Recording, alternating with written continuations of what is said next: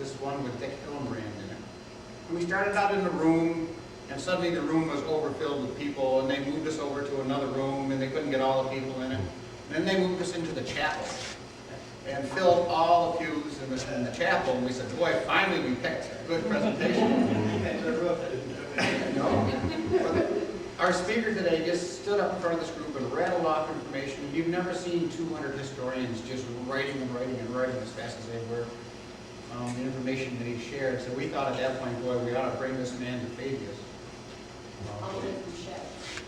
Now he's in Shed, but at the time he was in Adirondack. I noticed that those that travel from a long distance get a little money. I come from way over another county. You got practical mileage. So, enough said, Dick. Please share with us a little of your background. I think that was the year that I had gotten all ready to do that lecture, and I was in a hurry, and I was living up in the Adirondacks at the time, and I couldn't find part of my clothing. And I got up in front of all these people, and near the end of the lecture, I had to tell the story that I had remembered where I had all my genealogy stuff after I moved to the new house. But I didn't have my socks on. So I got to remember that very well. That's what's important. Exactly. Chuck, I might say, where's Chuck? The reason the Machu Picchu Indians farmed on top of the mountains was the same reason that the early settlers here did. No mosquitoes. Really? Yeah. It was healthier to live up on the hills. They had to work very hard to do that. And they didn't understand why at first it was healthier, but it was. And later on, because of diseases, the insects.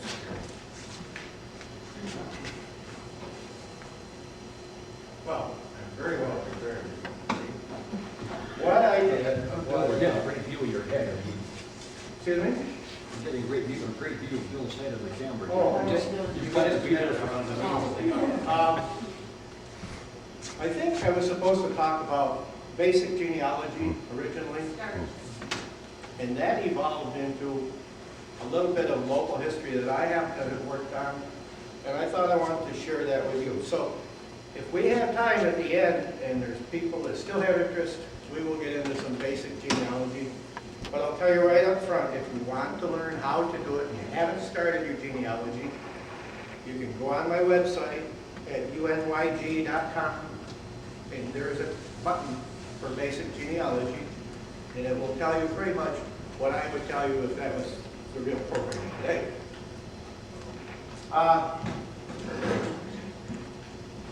Some of my own ancestors came here quite early and settled down on Sheckham, what is now Sheckham Pond. And it was a family that came from England in the year 1800. They were way up, they were in the north, they were in Derbyshire, how do you say that? Derbyshire. And I don't know what they thought when they got here to the wilds of Fabius in 1804, but it must have been quite a shock. The little community that they had lived in England was sort of a manufacturing town. It was right immediately adjacent to the, not Staffordshire, where they make the knights. Sheffield, Yorkshire, Sheffield. As a matter of fact, they walked there.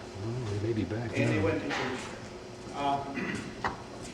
So, for some reason or another, they left England. There was a large family. They had a few kids already in England, and the rest they had here in New York State.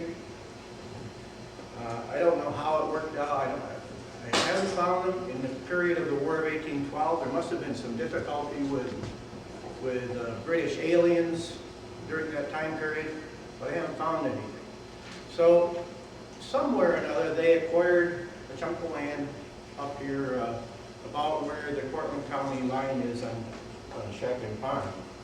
And I'm going to get into that in a little bit depth, but first I wanted to tell you about another group, because they kind of tie in.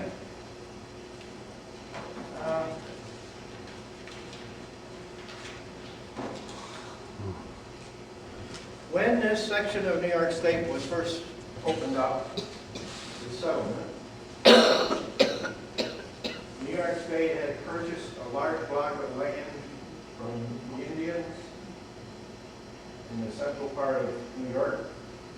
And it was this is only a part of it, it was called the military tract. I'm sure you probably, you're historians, you know about it already, but I'll touch on these words, and if I'm repeating something you already know, don't get too mad. Here's Fabius down here, and these square chunks were original townships. There's a difference between the word township and town. And the township is as it was in the original divisions of the state lands. And as people moved in and settlements began, and then there was a local government formed, then from then on there to be called towns. So if you hear somebody say that their ancestors were born in Fabius Township, you probably can correct them, because rightly so would always be called the town of Fabius. Once settlers were here.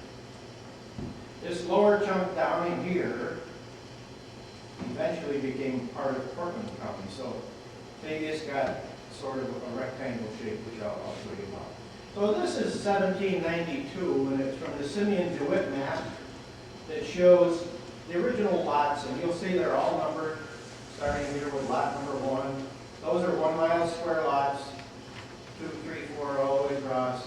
Starting here is 11, goes across to 20, and so on. Those lots have not changed. They're still the same lot numbers, and your deeds would reflect that even now. So your property line will always revert back to this military lot number. There were no roads here. This says road towns. That's part of Herkimer County in 1792, and that's just a local name for that area. There were no roads. There were some blaze marks through the trees. There were probably some Indian trails. This is just a little closer action. Is that Labrador Pond? This would be Labrador over here, yes. And this is long before Portland County was even dreamed of, but that's about where. At that line, where that 51 says, that's where the line was for Portland? I'll tell you exactly when I get to one of the other maps. I think it is, I can't remember if 41 or 51, but let me, okay, before we get, we're going to tell you something about, here's another thing. The ad said, my daughter called me and said she saw the ad in the paper that I was going to give a talk on horse thieves. Well, I don't know about any horse thieves, other than the only one that I worked on was Big Bill Rockefeller. Big Bill was an upstate New York guy over around Moravia, and he was John D. Rockefeller's father, the founder of the Rockefeller fortune. He was a convicted horse thief. He was a convicted bigamist, and during the trial in Auburn for bigamy, he escaped prison, and they convicted him in absentia. So here's quite a dude. He worked with the Loomis gang over here in Madison County. They would steal horses down around Pennsylvania, Corning area, bring them up here and trade them, take horses from there. So he definitely was a horse thief. Had a lot of fun working on him through the years. There's a little tiny, very rare book that was printed in the 1920s by a Syracuse author, written sort of like a little historical novel. I don't know how factual it is, but it's fun to read. And it's from the eyes of a neighbor, so-called neighbor of Big Bill. And the name of the book is Joshua, Man of the Finger Lakes. So if you ever get a chance to look at that, it's a fun read. Okay, Fabius, as we said, was one of the original townships. The state had purchased this land from the Indians, and in association with the federal government, they gave an allowance, the federal government gave an allowance of 500 acres to each of the New York veterans only. Just the only ones that got land appointed to them were those that fought for New York State. The state added another 100 acres or 160, whatever it might be, I can't recall exactly. But this was for payment for the Revolutionary War service, because during the Revolutionary War, they didn't go to a paymaster and get paid. They didn't get paid.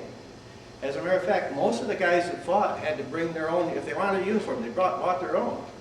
If they wanted a gun, they'd bring their own. And later on, as the war evolved, if the government did issue a uniform or a weapon or any equipment, and if you lost it in battle, you had to pay for it.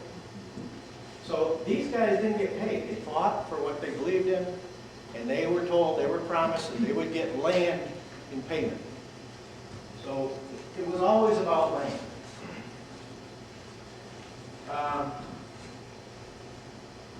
Most of the soldiers that were awarded lots in this military tract, by the time this land was actually doled out, these guys were getting a little long in the tooth. A lot of them didn't want to pick up and move. So they either gave their award to someone in the family, or they sold it. Dick Wright told me one time that there was records of a mile square property being sold for 20 bucks, a wool blanket, a bottle of whiskey. Those things had some value to the old guy. But land 19 days away wasn't too much value. So, a few did come. I shouldn't say not any, because there were a few, but it's merely a handful of actual awards that the soldiers actually came to site.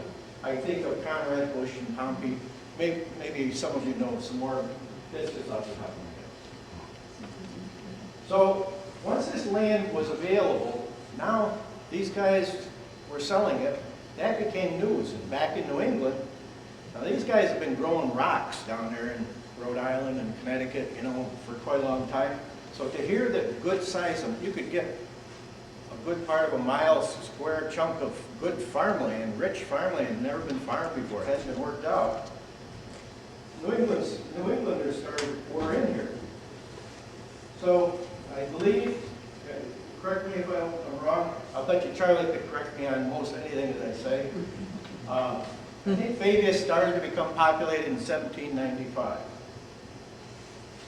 Now, it's not so odd to think about people picking up their whole family and packing up what meager belongings they have, and taking off for some God knows where's unknown land out in the Wild West where there's wolves and Indians. But if you think about it, their parents or grandparents probably had come across the ocean the same way. And think about what they had gone through just a generation or two before. So this isn't such a wild, bizarre thing to envision.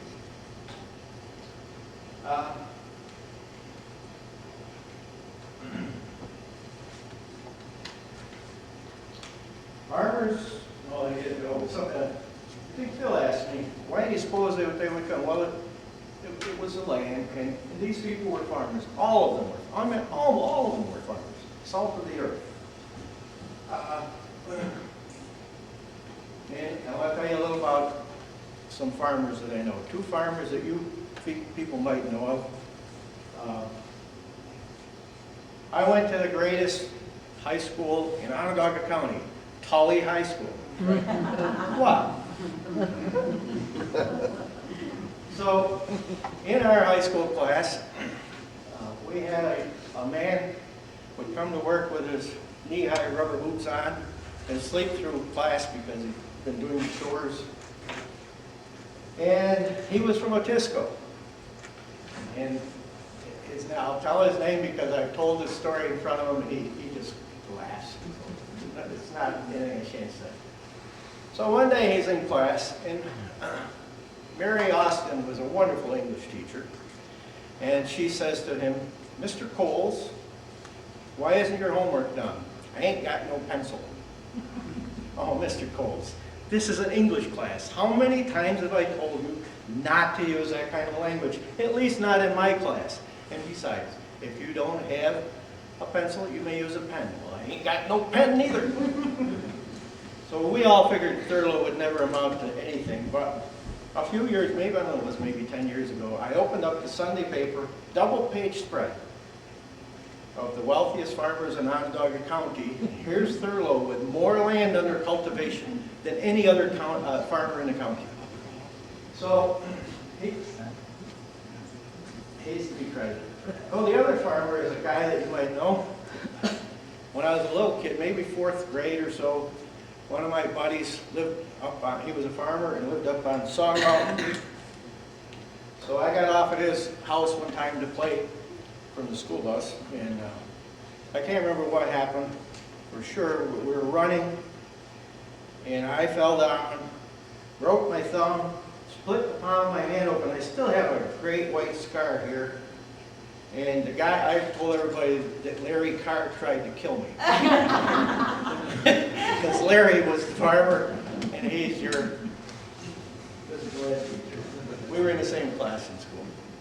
As a matter of fact, I graduated in '57, and he came to our 50th annual reunion. I hadn't seen him for years. So, in 1808, Portland County was taken off from Portland County was a hodgepodge made up of parts of a lot of counties from different towns. And, but as we talked about before, that lower part, 1808, became part of Portland, and it was Truxton, the town of Truxton. The town of Tyler didn't become, I think it was as late as 1858 before they broke Truxton into 2 pieces and made Tyler.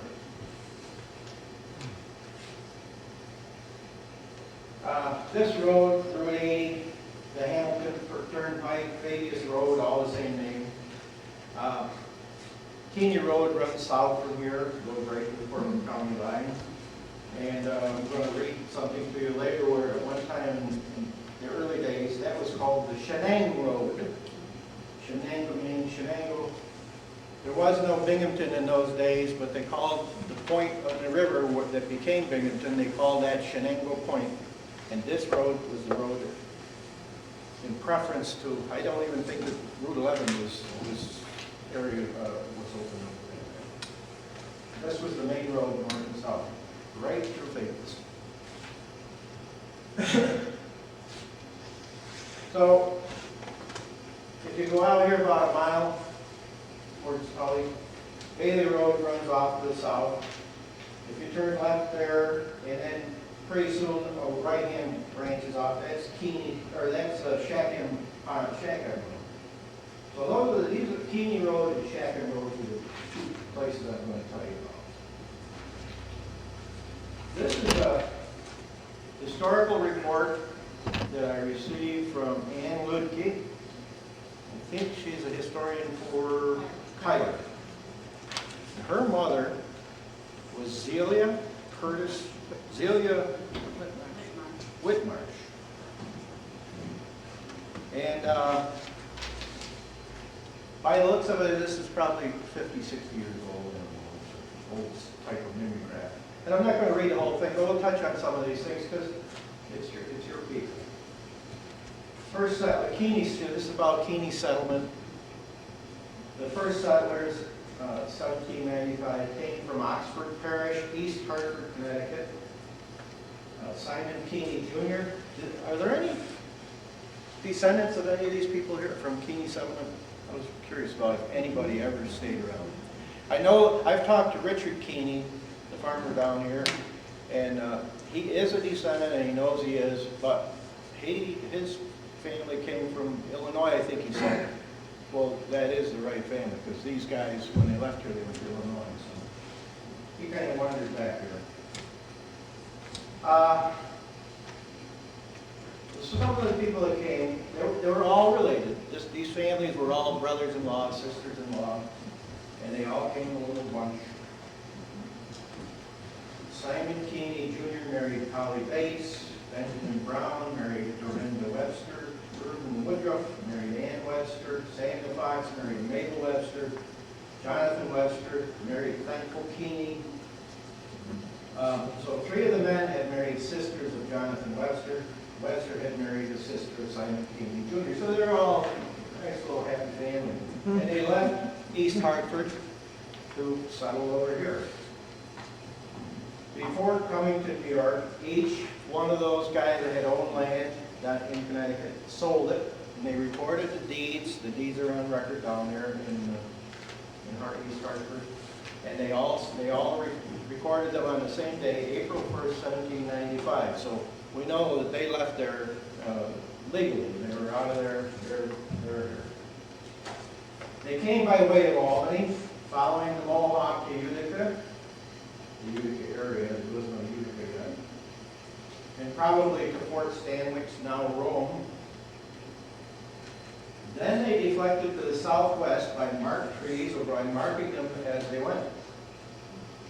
They found their way to the valley down here and began a settlement, familiarly known as Keeney Settlement. After completing their task, they returned to Connecticut over the routes by which they had come. The journey was made in 19 days. That's what I said, it took 19 days to go from Hartford, Connecticut, that you can drive in, what, 6, 7 hours now? 5, 6 hours?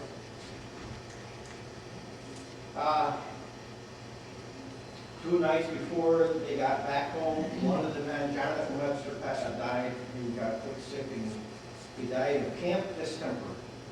So he's buried down there in a little village in Connecticut. The next February, the remaining 4 men with their families and some others with ox team made their way back to the log house built the previous fall. So they built one log house here at Keeney Settlement, 12-foot square.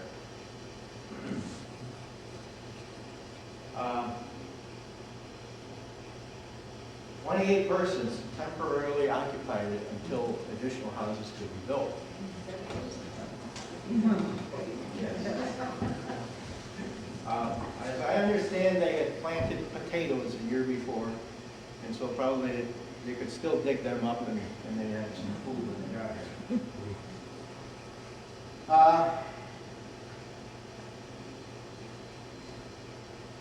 So this goes into a lot of detail on the individual people, the Websters, the Bacons, the Keeneys, and tells how they were related and sort of where they went on to. Samuel Webster Sr., born in 1754, married in Oxford Parish, now Manchester, Connecticut. Margaret Keeney, born 1756. You probably don't need to know on that. Were those people settling on parts of the military tract that they purchased, or did they just? Oh, no, they had, I'm sure they had purchased it from somewhere. Now, there are a lot of cases of squatters coming in to lands on the military tract and just building a house and say, hey, we own it, or they might even handwrite out a little deed saying that they owned it. But I've never heard anything that said that they didn't own it, and I've read a lot of stuff about it. So there were cases, I think as late as the 1820s, before New York State actually cleared all the titles. And they formed a commission, and they examined if anyone that had any claims against any of these titles had to appear in court, and they passed gavel on it. And after that point, there was no more argument over who owned lands. What are the boundaries for Keeney Settlement? Well, I'm going to show you a pretty close-up map here in a minute. It's right at the Cortland County line. Right, exactly. There's a cemetery there on the right. We'll be starting from there and coming back up north for maybe a mile or so is where the bulk of these people settled.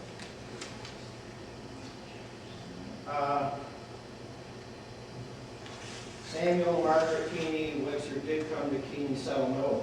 This is the widow of the guy that died going home that first winter. She married another Webster, and she came back here. They both died here. As a matter of fact, they're very behind the Baptist cemetery, or the Baptist church. So it says, this information was furnished by Mrs. Earl Bates of Portland, the adopted daughter of Seymour and Jesse Webster Bogardus. And I received this information from Zelia Curtis of Cuyler, New York, who was Zelia Whitmarsh. So, that's the story on this paper. A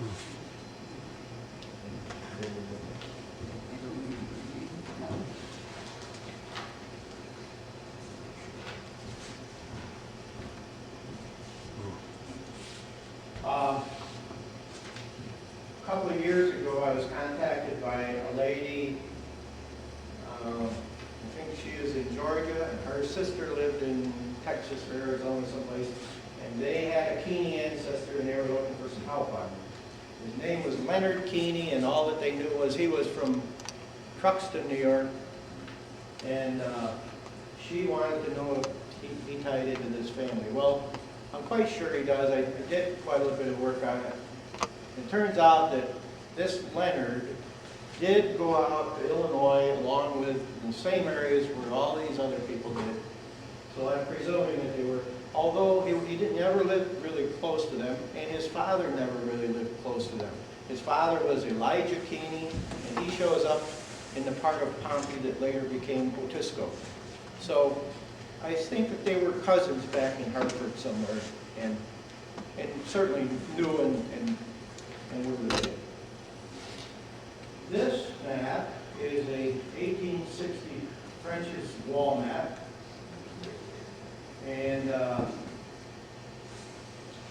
this shows you the Fabius village up here. Where this thing is. As we come south,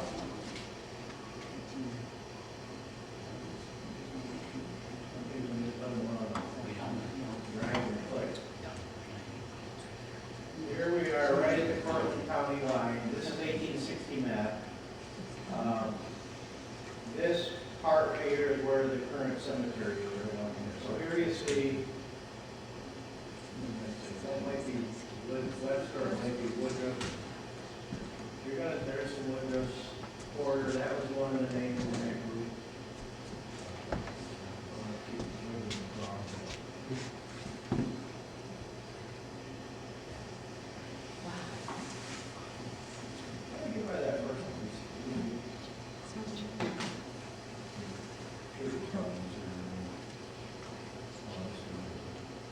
Okay, this map is part of Burr's, David H. Burr's 1829 Atlas of New York State, and it shows the military lot numbers. So if someone asked me whether it was 51, 41 was the lower southwest corner of the town of Fabius, and you go across, see, so it'd be 40. This is Labrador Pond is on lot 42. 43, every other one here is numbered, but you can read between the lines and figure out what lot number you are. So these Keeney people settled here on 47, 46, along in here. My ancestors were over here on this lot. And I'll get into them a little bit later. But this kind of shows by 1829 that there are some roads. And these roads, believe it or not, according to Dick Hillenbrand, he said that these were fairly accurate representations. And they pretty much followed, this would be Route 80 going through town, they pretty much followed old Indian trails. That's just a little close-up of the same map. Was that a toll road or no? Not that I'm aware of. I don't think it ever was. I know that at one time parts of Route 11 southward, like down to the Indian reservation, you paid a toll. Route 80 was called the Skinny Atlas to Hamilton Turnpike. Skinny Atlas Hamilton Turnpike, right. As a matter of fact, on one of these maps, it shows it in the Fabius area where it's called the Hamilton Turnpike. Probably before what is now Route 20 was in fact.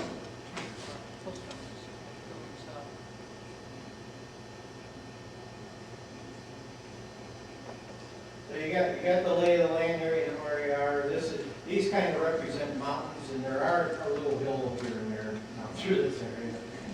The cows all have legs shorter on one side.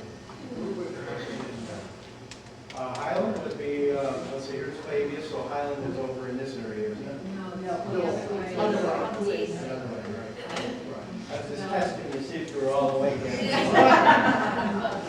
anybody that goes to sleep during my lecture, I always wake them up and say, what was that I just said? So I'm going to watch all of you.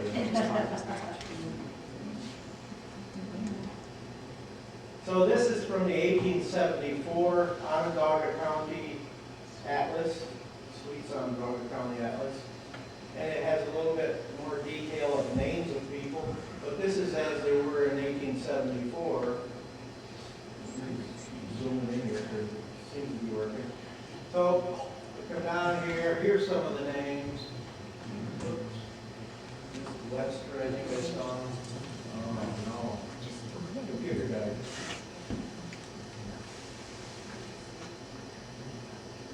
No. Like the power stuff. I've got back.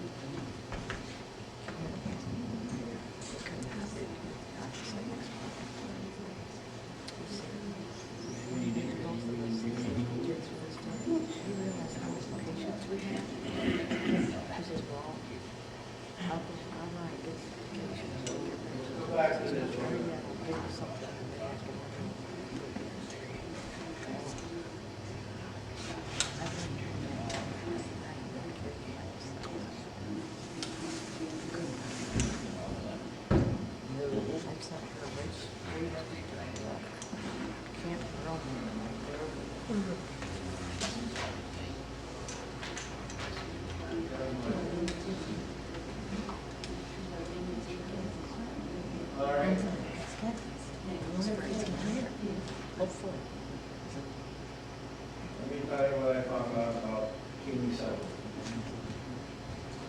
Searching on the internet when I started working for those two ladies, I found a book on Google Books that was Keeney Settlement came up in the index search. Lo and behold, in 1870,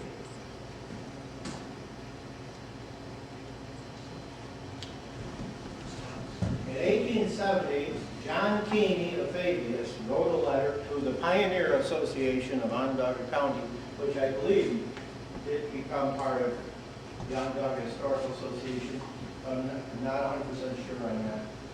But he wrote this letter. It was sort of like they were pioneers that had come to the county very early. This man is now 75 years old. And he's writing in to the association to give them his reminiscence. So he tells a little story about his own personal family. In April 1795, Josiah Moore moved from New Hartford, settled in the town of Fabius on the Shenang Road. The same year, Timothy Jerome and William Clark moved, settled on the same road in Fabius. During this year, Simon Keeney, Benjamin Brown, Burton Woodruff, and Samuel Fox purchased, there's the answer to your question, purchased the entire lot number 46 in the town of Fabius. The following year, 1796, they with their families moved from East Hartford, Connecticut, settled on the lot purchased by them the previous year, thus forming a settlement which is called Keeney Settlement, a name which it continues to bear at the present time. At that time, the road laid out by the state running from Shenang Point, now Binghamton, to Salt Point, which is Syracuse, Salina, was the only road in the town of Fabius. So the only road through Fabius was the north-south road. These four last-named pioneers with their families were 18 days, now he says 18, with ox team, in performing a journey from the home of their nativity to the home of their adoption in this then wilderness township. On arriving at their new home, these 4 families, which consisted of the 4 fathers and their wives and 20 children, moved into one log house rolled up by 2 men and 1 pair of oxen. This small domicile continued to be the place of residence of these 4 families, numbering 28 persons until the following season, when log houses were built for each family. Of the 20 children mentioned, 8 are still living. This is 1870. These families came into this county on the Old State Road running from Morrisville,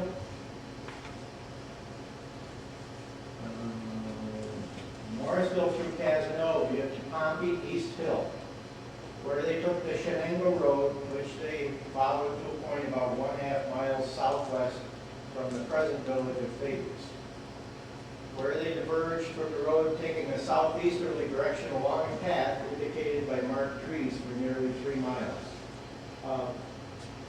That might seem pretty strange, but when Simeon DeWitt and his survey crew went through, they did mark. Simeon DeWitt's notebooks survived. I think they're either in the New York State Archives or New York Historical. Somebody has them. But his journals, he'll tell you how much, what kind of a tree he marked and what the mark he was put on it, or a pile of stones. So you could come here, as long as you had that description on your deed, you could find it. Somebody could point you how to find it. Now they use satellites and GPSs. On the 16th of October, 1797, I, the undersigned, was born, being the 2nd child born in Keeney Settlement, and the 4th in the town of Fabius. And now, sorry, I got distracted. Oldest living person who was born in Fabius. On the 25th of April, 1788, of Joy, a colored servant of Simon Keeney, died, being the first death in Fabius. What I got distracted with, I want to tell you a cute story that I heard. I thought it was in this article, and it isn't. But one of the reminiscences that I read, and I may have it in my notes here, but he says that he reported that when, Richard Keeney told me, and someone else told me it. So it's recorded somewhere. 28 people in a 12-foot square log cabin. When one person rolled over, they all rolled. But anyhow, I was rummaging around. I have a very large local history book collection and tons of junk. Lo and behold, I came across the actual original magazine. I had one. I found this on the internet, but I have the original article. Surprised myself.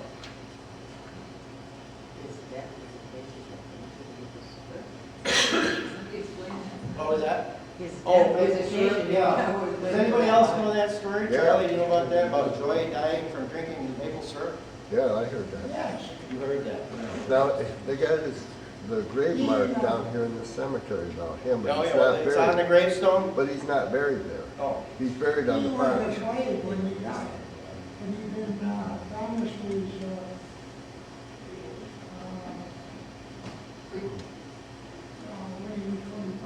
Yeah.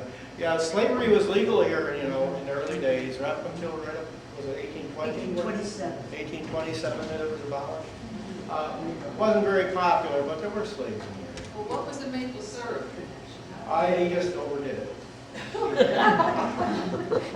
mean, if you had never had maple syrup before in your life, and somebody gave you a big can of it, I have an idea that he had what you see on TV every night. The stomach bug, I think he overdid it. Yeah. But the modern person, that's known as diarrhea. I wasn't there, I wasn't there. Yeah, I wonder if you had any first-hand knowledge. If they moved off the Shenang Road to settle Keeney Settlement, where was the Shenang Road? That was is Keeney the Keeney Road. That was the Keeney Road. The Keeney Road. Well, then, this says they moved off it to settle. Well, off, meaning you said off the land. Actually, both sides of it. Well, that was the only road. It was only one road. And the state had built it. Oh, a dirt road. Who says they were 3 miles away from it? It does? Well, then we'll have to run a survey line. I don't know the answer to your question. So if you go one hill over to the west, this is the, you see here's why the Shenang Road would have been, and this is the answer to your question. Here's the Shenang Road here running south. That's on lot 47. They bought lot 46, so they're up in here. Okay. And 3 miles from Fabius is lot 16, so 46 would Yeah. be 3 miles. Yeah, that's right. These are 1 mile chunks, so that's about right. So you come over here on this area right here, and that's the Shackham Road. Do you know the origin of that word? You know, I think it's probably a family name. Is it? Don't know?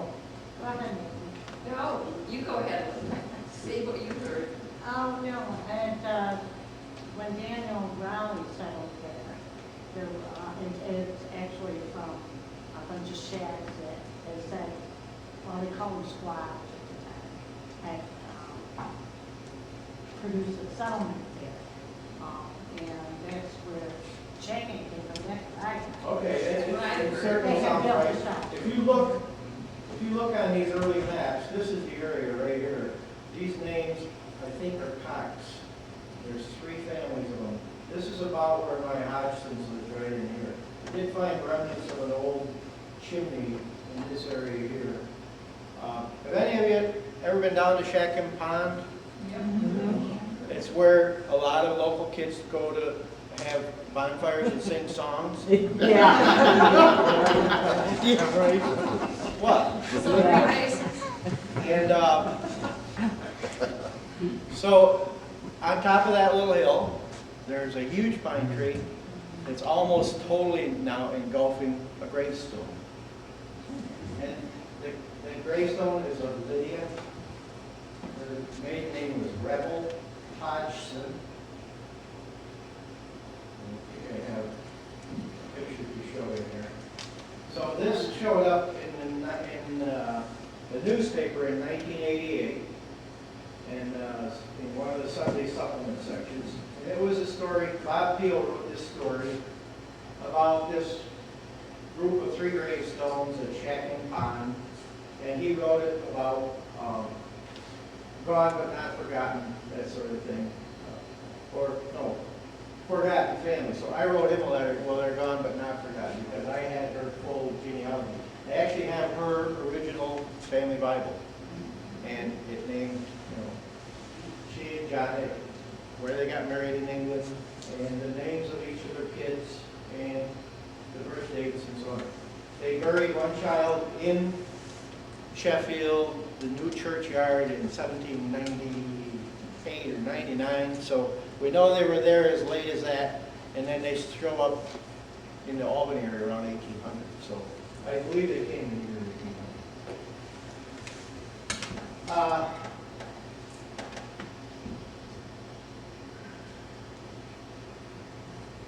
So the article gets into what little bit of research that he had. I have quite a bit of it on my genealogy here that I can go into in depth.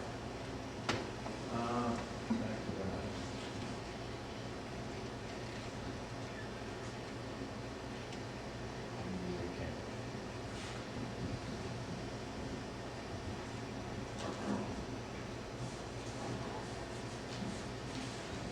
They have a list of some of the names of the people from the Kingsley settlement families from the year 1800 on the census. So some of these names are going to ring a bell. Daniel Peck, Gordon Woodruff Jr., John Daniels, Simon Keeney, they call him Kenny, Simon Kenny Jr., William Blanchard, Burroughs, Blanchers, Kennys, Websters, Kingsleys. So you pretty much stay in one little unity there. Here's an aerial photograph. You're welcome to pass it around or to come up and take a look at it later. It's it shows, this would be from the south, from the Cortland County side looking north. And right here is where the cemetery is now. So the Cortland County line is right at the edge of the cemetery. Although Richard Keeney told me that the cemetery line goes through the middle of the cemetery. I doubt that. It's not marked that way in the map. That's what he believes. We are running into a little difficulty with, I know where I can get my genealogy off the website. Wonderful technology.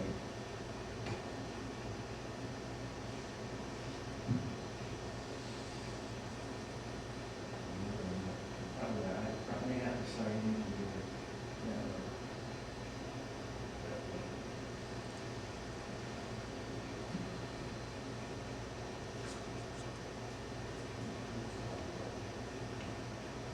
Don't tell anybody that I'm stealing the signal.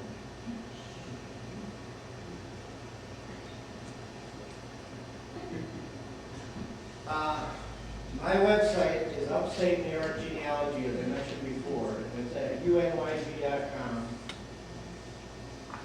So we'll go there and I can show you lots of little.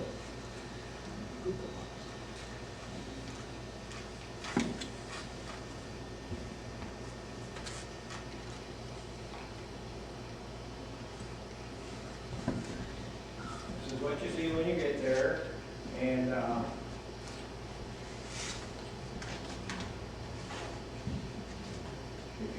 this part right here is the basic genealogy part. We'll get into that in a minute.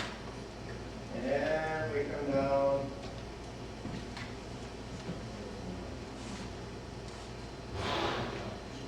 Yeah, because this is the short screen.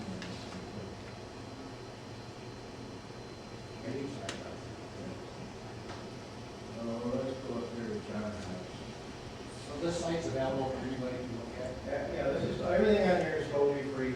And then there's also a blog. You see this bar at the top? If you go to the blog, that's the thing that I update. Well, I used to update it very frequently. I've been derelict in my duties lately, but everything is free. So John Hodgson, 1773 to 1841, and Lydia is the one that's buried there on where that gravestone is. A couple of years ago, I took my daughter over there because she had never seen it. She's all over the country. She lives in Manhattan and San Francisco and New Orleans. And she's in the music business. So she was here, and I took her over there one day, and she just fell in love with the place. So I want to be buried here. How can I said, this is state land. I don't think the state would want to. She could be cremated. That's what she said. She had to be cremated and buried with Lydia. So anyhow, Lydia died in 1828. John did remarry. The Bible record, someone had kind of scratched the name over, so somebody in the family didn't like the new wife, I think. And I'm not sure, but I think her name is Emily Benedict, and I have never found out who she was. I know there were Benedicts in this area. Whether that was Emily, a maiden name Benedict, or she had been married, I have no idea. But they did have more children. But he left this area, and he went up to Lysander, that Granby area, and he's buried over in, oh, okay. So she dies in 1828. He goes north, and the kids scattered all over. But when I was over there, one of my neighbors was with us on that day trip with my daughter, and as we're looking at the gravestone and this big pine tree, he says, "Look at the size of that cherry tree." Huh? There's another one. There's another one.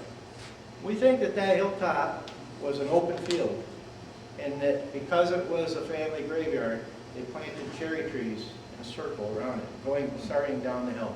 So there's humongous cherry trees in a circle all the way around that hilltop. Kind of neat.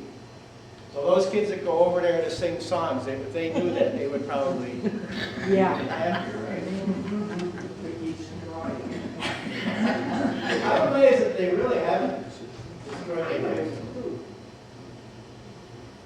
But every time I've been over there in the past couple of years, it's been fairly clean. I don't know who cleans it up, but as you walk down the trail to go to where the gravestones are, it looks like you're in a Pacific jungle. These huge bamboo things come up.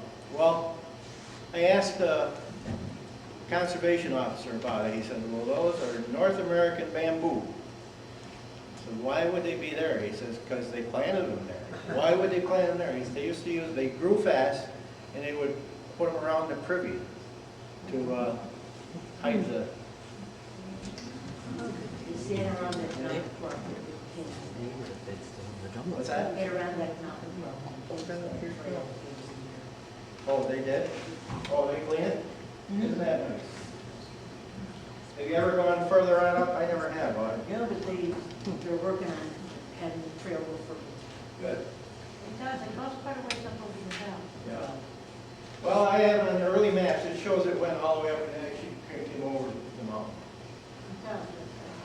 Yeah, it goes from. It goes over to. Guinea Road, Guinea Road all the way over to. That's what I'm thinking, yeah. So, in the 1970s or so, Mr. Ted Bem, who was a wonderful gentleman who lived in Syracuse, he was going on a trip to England, and he says, give me the information on your family. Well, he went to the actual church that they got married in. I have pictures of the church. It's so nice. And he copied all of the information out of the actual record book. Even though I had already copied it out of the record book from microfilm at Salt Lake City, but still it was nice. So they had all these kids. This is my guy, Abram. And Abram, he goes out to Ira, Cayuga County, and he spent some time in Lysander, and they traded farms. He and another farmer traded farms, and he's buried up there. So that article in the Sunday paper did one good thing. I wrote to Bob Peel, and another man from Batavia wrote to him, and he also was descended from this same Abram. So it was a distant cousin I would have never, ever, ever found, because it was an entirely different family line. I didn't know anything about it. He gave me a lot of information on his family. So that's where I said that his second wife was Emily Grant.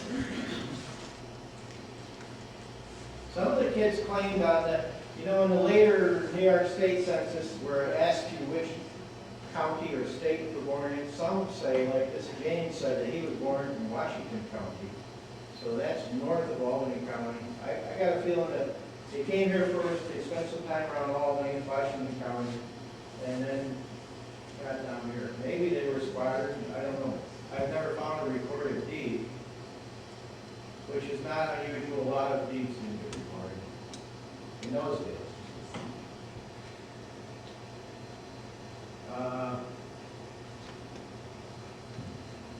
So anyhow, I do believe that certainly my Hodgsons, and they all changed, almost without exception, changed the name to Hudson.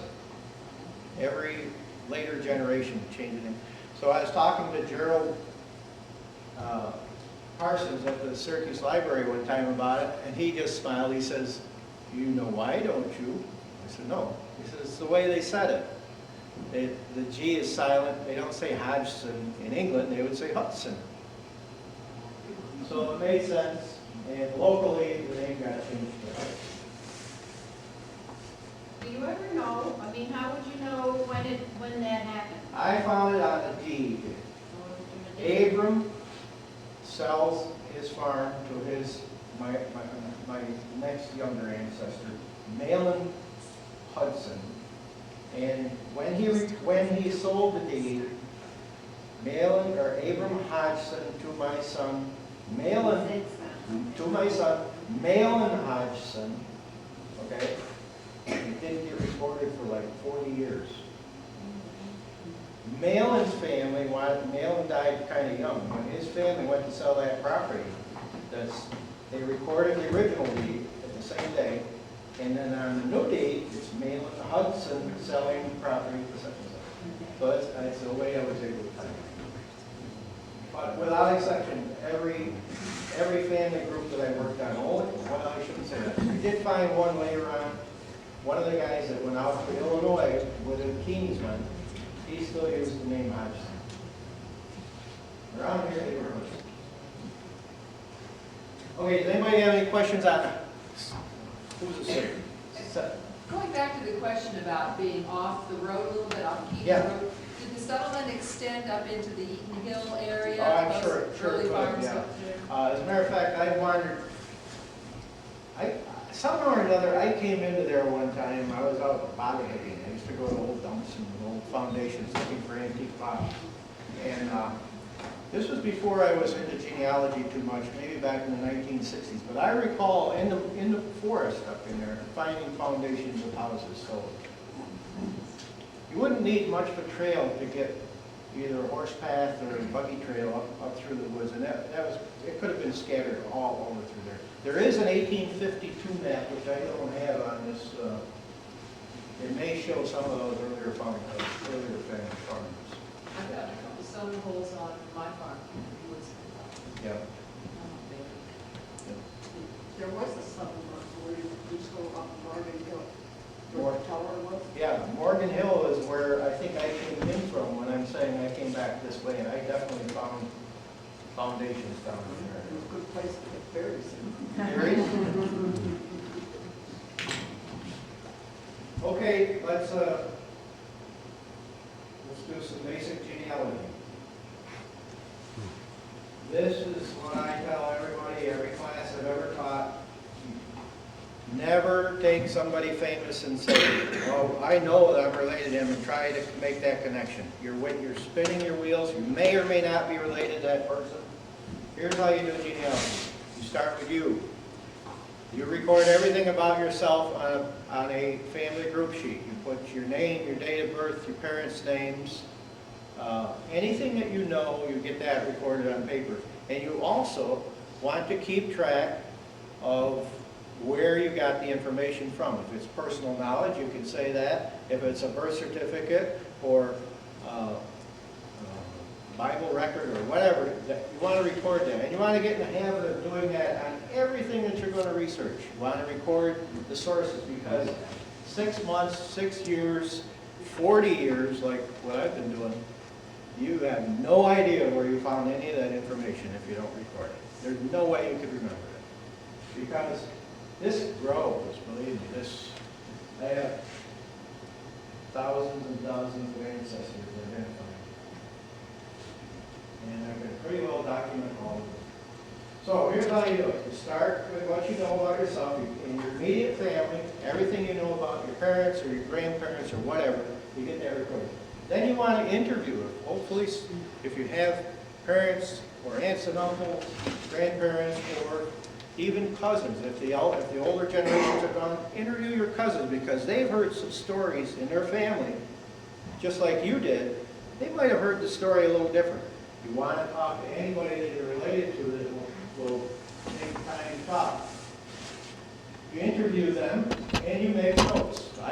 When I was started, I used to take a little tape recorder. I'd go back and I'd go through the notes and tape recorder and get it all into a format that I could use. Then, my next most important thing that I'm going to tell you, always use a spiral notebook. Always. And here's why. This forces you to put your field notes in a chronological pattern. Because these pages don't get shuffled all over, like those pages and those pages and those pages. You're going to have a lot of those anyhow. But as you take notes, you put them in here. You put the day that you got the note, where you're doing your work. Somebody told you something, you get that in your notebook. Later on, you're going to want to enter all this stuff into a computer. It's in a spiral notebook. You can always go back. As a matter of fact, when you're doing census and you record names, like I just did, I told you that 1800 sheet, those names might not mean anything to you now. Later on, you're going to find, oh, we're related to those Bacons, or we're related to those Browns. That's why they're immediate next door neighbors on the census. Now, it's going to help you if you've got your notes you'll know that, well, it was maybe Thanksgiving time about 4 years ago. You're gonna go and find that notebook. You're gonna save every one of these. I've got these going back 40 years. And I use them. Believe me, you will have a lot of paper. Notebook is going to be your saving grace. So, there's two important forms that you're going to want to get familiar with. One is called a pedigree chart. That takes you as a person, and it's a place to put your father and your mother. And then that branches out, and you put their fathers and their mothers. And then that branches out, and you put their father. It's called a pedigree. The pedigree chart is strictly ancestors, just the ancestors alone. And you put just basic information on there. Birth, death, marriage dates, locations. Because you're going to get into much further detail with the next one. The family group sheet is probably the most important document because it creates in one place